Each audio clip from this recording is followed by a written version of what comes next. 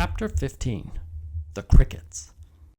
The crickets sang in the grasses. They sang the song of summer's ending, a sad, monotonous song.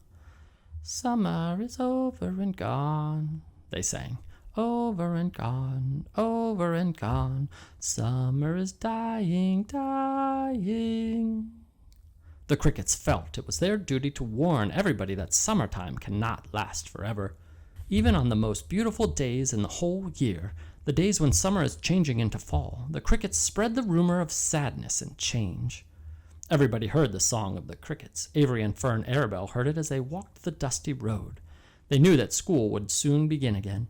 The young geese heard it and knew that they would never be little goslings again. Charlotte heard it and knew that she hadn't much time left.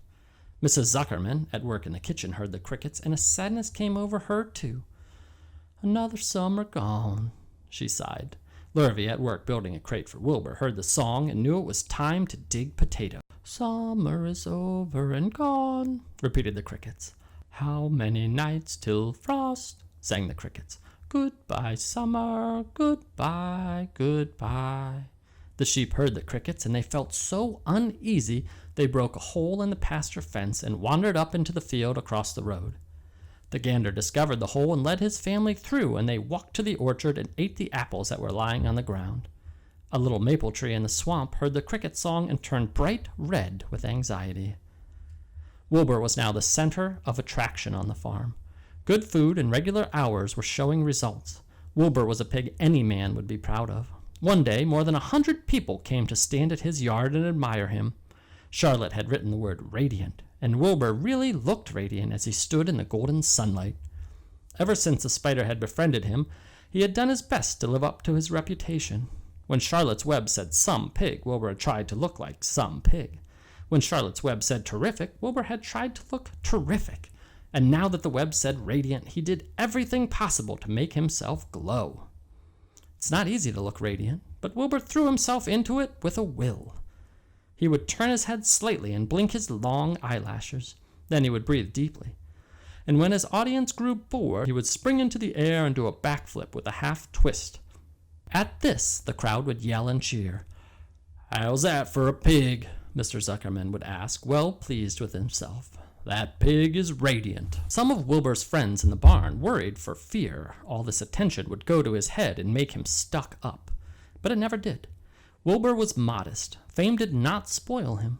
He still worried some about the future, as he could hardly believe that a mere spider would be able to save his life.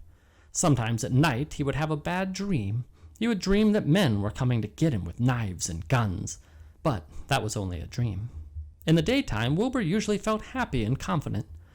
No pig ever had truer friends, and he realized that friendship is one of the most satisfying things in the world. Even the song of the crickets did not make Wilbur too sad. He knew it was almost time for the county fair, and he was looking forward to the trip. If he could distinguish himself at the fair, and maybe win some prize money, he was sure Zuckerman would let him live.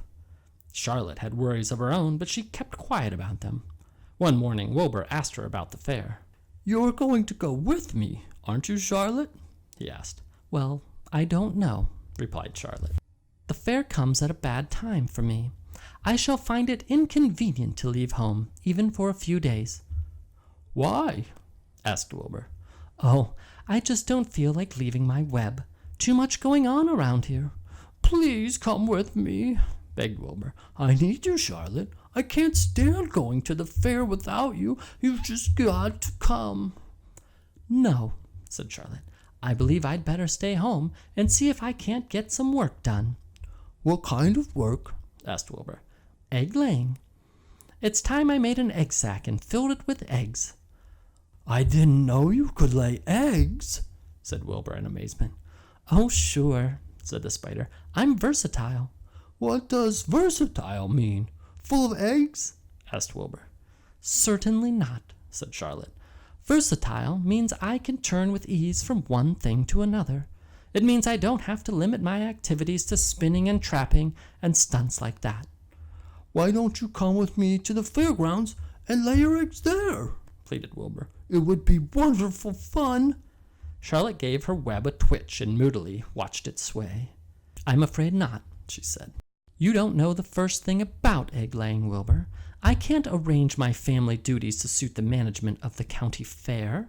When I get ready to lay eggs, I have to lay eggs, fair or no fair.